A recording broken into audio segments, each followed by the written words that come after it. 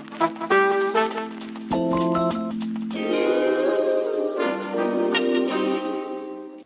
right, everyone, welcome to an edition July 14th, Mic Drop Mondays. We did release an episode earlier today, but we wanted to do another episode today on Monday. Just so happens that finally the NALC and the Postal Service released the Q&As, the joint Q&As regarding the Article 8 implementation, the new contract rules in Article 8.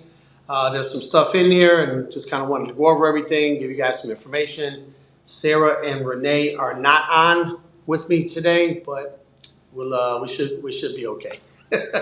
So welcome to the show. Glad to have you guys. The document you see up on the screen is identified as M number 2011. It was signed last Thursday by President Renfro and his counterpart at the Postal Service, Michael J. Elston, Vice President of Labor Relations. Yeah, they both signed it on July the 10th. And you look at the first page and it explains right away that there's two overtime desired lists versus there used to be one. Before we had an overtime desired list with a 10-hour preference built in. The 10-hour preference has been eliminated. But you can see up on the screen, put the document up there. You have the two ODLs. One of them is, hey, do you want to work overtime on a regular scheduled day up to 12 hours? That's one option. The second ODL is if you want to work overtime on an NS day, which could include Sunday as well. Either one of your NS days, you would be available to work overtime throughout the quarter. And if you are on both lists, then you are able to work up to 12 hours on any day, including an NS day. But if you're only on the NS day list, you cannot, you wouldn't be entitled to any overtime after 8 hours on an NS day. Unless you're on both lists, and then you are entitled to that overtime. And there's one of the Q&As that talks about that. How would you count that overtime if you're on both lists and you work over 8 hours on an NS day? Those hours would count toward your equitability on the regular overtime desired, the regular day overtime list. All of those hours would count. All right, let's go through the list right quick. Number one, if a letter carrier signs both lists, can they remove their name from one list during the quarter and still be on the other list? And the answer is yes. So that's one question a lot of people had out there. We just kind of wanted to know. Now there's two lists. You still cannot get off one list and get on another list during the quarter. That still takes place 2 weeks prior to the quarter during the overtime desired list sign-up period. But during the quarter, if you're on both lists and you say, I only want to be on one of these lists, I only want to be on the NS day or I only want to be on the regular scheduled day overtime list, you can do that by getting off the other list and then you just remain on the list that you're still on. So that's question number one. Question number two, we covered that about working your NS day beyond 12 hours. Up to 12 hours, you can do that if you're on both of the lists only. Number three is the same question or a follow-up to that question. How is the overtime tracked in that situation? And the way it's tracked is the way I explained previously a few minutes ago, which is that the overtime would count toward equitability purposes on the regular scheduled day overtime list. Okay, this is number four. Can a work assignment list carrier volunteer to work beyond 12 and 60? Yeah, they can, but it has to be work on their own assignment in order for them to be eligible for it. And there is still no entitlement because there's never entitlement to overtime beyond 12 and 60. You can be assigned the work and you can work it and you get paid for it, but there's not an entitlement if you're not given that work. And that goes for everybody, even if you're on the ODL. Number five, if a work assignment list carrier volunteers to work overtime beyond 12 and 60 on their own assignment, do they have the right to that overtime prior to working an ODL carrier? The answer is no, because volunteering does not create an entitlement. Number six, does a work assignment list carrier have the right to refuse work beyond 12 and 60? Yes, they do. The provisions of 85G3 apply to work assignment list letter carriers as well as those on one of the regular overtime desired lists. And for carriers that are not on either of those lists, there's a separate provision that says that you can't be required to work beyond 11 and a half hours, and you can punch out with impunity. All right, number 7, how will equitability be tracked? It's actually simple. It might be a lot of disputes about, who thinks that it was done equitably or not. But as far as tracking, you have your regular scheduled day list. Equitability is tracked amongst the carriers that signed up on that list and the hours that they worked on a regular day or beyond 8 hours if they're on the NSA list as well. And then the non-scheduled day list is tracked only amongst those carriers, and that's basically 8-hour opportunities, NSA opportunities, which, like I said, could include a Sunday. We'll see. Number 8, well, I guess it would depend on the office. Number 8 is, can letter carriers sign up for the work assignment overtime as well as the non-scheduled day ODL? And the answer is no. Unfortunately, this is not something we were able to negotiate into the contract. I've already seen a resolution from one of the branches. Definitely want to bring this up to the convention body to make this one of our bargaining resolutions, because it doesn't really make any sense, because if you're on work assignment on a regular day, it shouldn't affect your ability to sign up for overtime on an NS day. But the way the contract is written, you can't be on the work assignment list and either of the ODLs. And so therefore, if you're on the work assignment list, you cannot get on the NS day overtime list. I know a lot of our people are kind of upset about that.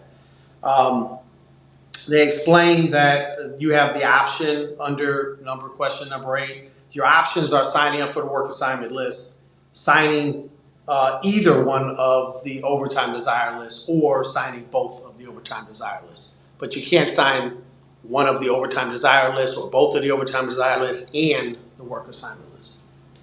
Number 9, if a full-time carrier is on the work assignment list on a regular scheduled day, decides volunteers to work beyond 12 and 60, can they limit how much time they are volunteering to work? I.e., can they say, I only volunteer for an additional hour? The answer is yes. And here's the language here that it's going to be this is going to be the controlling language. The amount of time letter carrier volunteers to work beyond 12 and 60 in a service week is agreed upon between them and their supervisor. So it's very much a situation of if you want to volunteer for some work beyond 12 and 60, find out what that is. Find out what you're volunteering for. If there's a 3996, that's probably your best bet, so that you're clear about what overtime what work you're being given and how long it's anticipated to take and what commitment you're making to work. It's not an unlimited commitment to work beyond 12 and 60. It's a commitment for that piece of work that they're offering you. And the language that's here is that it's going to be agreed upon by that carrier and that supervisor. So just try to be clear on what that agreement is. And if it's in writing, that's even clearer. You guys know the routine out there. All right, number 10 is if a carrier volunteers beyond 12 and 60, can they later change their mind? The answer is no.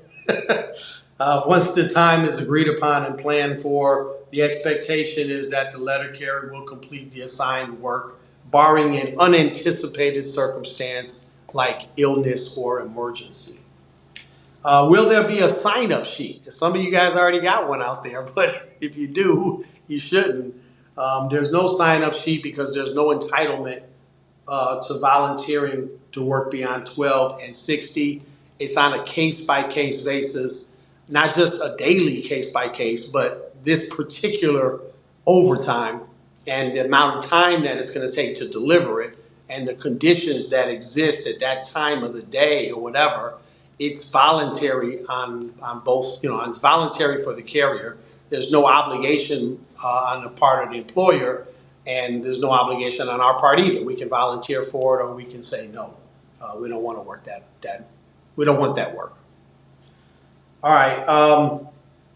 Prior to forcing, this is question number 12. Prior to forcing non-LDL carriers to work overtime, must the letter carriers who have only signed the NSA overtime be maxed out to 12 on their NSA? The answer is no. If you sign up for the NSA only, you're volunteering to be available for 8 hours of overtime. Everything after that, you're considered a non-LDL carrier. Number 13, if an ODL carrier volunteers to work beyond 12 and 60, must they be utilized for the volunteered amount of time prior to requiring those who are not on the ODL to work overtime? And this goes back to the, to the 1260 rules that were in place previously, that are still in place. And this, the answer is no, and the language cites Article 8.5G, which says that full-time employees not on the ODL may only be required to work overtime if all available employees have been worked up to 12 hours or 60 hours in a service week. So if you volunteer beyond 12 and 60, that's fine, but it does not change this requirement, nor does it create any entitlement or obligation to work beyond those hours. So hope that clears that up. They could still mandate once you reach 12 and 60, or they could ask for volunteers from those on the list if they want to work beyond 12 and 60. But if they decide to not take volunteers beyond 12 and 60 and instead mandate non-ODL carriers, or obviously use the auxiliary workforce, that would not be a contract violation because we don't have any entitlement beyond 12 and 60. Hope that makes sense. Number 14, if ODL letter carriers work beyond 12 hours in a day or 60 in a service week, does that count toward equitability? This is another big question out there. The answer is no. So those that volunteer, those that get that double time and a half or whatever it is, however it plays out, that is not going to count toward equitability. And so it does count toward your work hours though. So there's where it could get a little interesting, because if you're working beyond 12 hours early in the week, you're going to reach your 60. And once you reach your 60, it's upon you if you want to continue working or you don't. And if you don't work, you'll get the guarantee of your 8-hour shift, and you don't have to volunteer to work beyond 60 just because you volunteered to work beyond 12 earlier in the week. And none of those hours beyond 12 will ever count toward equitability or hours beyond 60. So we'll see how that one plays out. The answer given is no. ODL carriers may volunteer to exceed 12 or 60 hours in a service week. However, those who do not volunteer shall not be subject to disciplinary action for terminating their tour of duty when the work hour limits are reached. Therefore, the hours worked in excess of 1260 do not count toward equitability. Could have just stopped at no, but hey, appreciate the additional explanation from the parties. That's all that's in the Q&A there. There's a couple things missing that I wish they would have addressed, but possibly there's not agreement. I wanted to show you guys the 8.3 language. This is new language in Article 8. And you can see, I got to pull it up over here as well so I can read it, because I can't read on the screen, but it is up on the screen. But if you look at the national agreement, the new language is in bold. And so Article 8 language that's in bold is new language. And this Article 8.3 language is new language. And 8.3 is regarding exceptions to work schedules. Work schedules is section 2. And 3 is exceptions. And so the language for both CCAs and PTFs, there's like 2 parts to this language here. And you got all CCAs will be guaranteed. I'm just reading the CCA part. It's the same for PTFs. All CCAs, PTFs will be guaranteed a minimum of 1 non-scheduled day each service week, except during the penalty exclusion period. Management will notify CCAs or will notify PTFs of their assigned non-scheduled day by the Wednesday preceding the service week. That's the contract language, and that language seems to be pretty clear. The reason why there's a question on it is because in the NERP memorandum, in the NERP Q&As, which is M number 2010, this is M number 2011. If you look at the NERP, there's a question in there, and it says basically within the NERP. Now it's not quoting Article 8.3, but within the NERP, New Employee and Retention and Mentoring Program. Within that, it's telling you that the Postal Service is letting the new employee know of their anticipated non-scheduled day. Well, the word anticipated is not in this language. This language in Article 8.3, it says management will notify the new employee, PTF or CCA, of their assigned non-scheduled day. You notify me of my non-scheduled day, that's my non-scheduled day. If you change it later, what was the value in forcing me to notify me of my non-scheduled day? If you got to notify me of my non-scheduled day by the Wednesday of the week prior, it should mean that that's my non-scheduled day.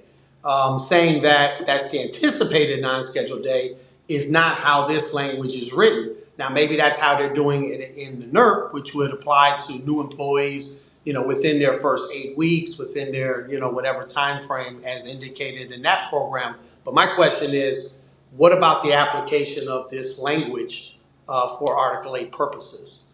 And if I'm a union steward out there, I'm filing that grievance if they're changing the new employee, the CCA or the PTF's NS day. So that conflict was not resolved with the Q&As. Of course, a lot of people still have a lot of heartburn about how 8.5F was overlooked in the new contract. And I say overlooked because the 8.5F language says that an employee not on the ODL may not be required to work beyond what would put you into penalty overtime. So for a daily basis, you cannot be required to work beyond 10 hours. Well, now there's separate language that says you can go home after 11 and a half hours. You can't be required to work beyond 11 and a half. And so a lot of people have that question, well, does the 8.5F language still mean what we think it means, or has it been negotiated away? No, there's no Q&A that addresses it. So anyway, the new overtime rules, I've said it a few times, they don't solve our main issue, which is mandatory overtime. We want to get to a point where you're a full-time regular. If you want the overtime, you get it. If you don't want the overtime, you do not get it. There's no additional rules regarding mandating. And just for clarification, there's some simple ways you could do that. And maybe we'll get there in the next contract. We really need to push on this. But the rural carriers already have it in their contract that they can't be mandated to work off assignment on someone else's assignment for overtime if they're not on the ODL. We could get similar type language. We could also force them, Postal Service, to ask for volunteers before mandating. We can force the Postal Service to max out the auxiliary workforce before mandating. None of that is in the contract right now. And then we could force them to bring ODL carriers from other post offices in the vicinity prior to mandating a non-ODL regular carrier. And if that doesn't work, then you're just going to have to raise the pay in that particular work location so that you can attract and staff and retain, more letter carriers if you can't get the job done with all of those allowances. So that would be a true contract language addressing the mandatory overtime. What we got here, people are upset that we lost the 10-hour preference. People are upset that if I sign up for the work assignment list on a regular day, I can't come in for overtime on an NS day. You should be able to do that. And just generally that it's going to complicate the issue more than simplify the issue. And like I said, there's a couple of things that were just not addressed in the Q&As, but we got what we got. I just wanted to bring you guys some information and some clarity on the topic of the Article 8 changes in the new contract. I appreciate you guys' time and listening to me. Send us questions. You can reach the campaign in any type of way, either through our website, careforprez.org, or if you post comments, questions, in the chat, we'll try to get to those, either on YouTube or on the Facebook page or whatever. Everything is Care for Prez. If you want to send an email, send it to careforprez@gmail.com, CAREF, the number 4, PREZ@gmail.com, and we'll get your response. I think we're going to start reading some of the questions on the air, once a week as we get them in, but haven't set that up yet. Also looking at doing a live show at some point where we'll take live questions from, members all across the country. That's about it for the show today. Thank you guys for your time, and happy Monday.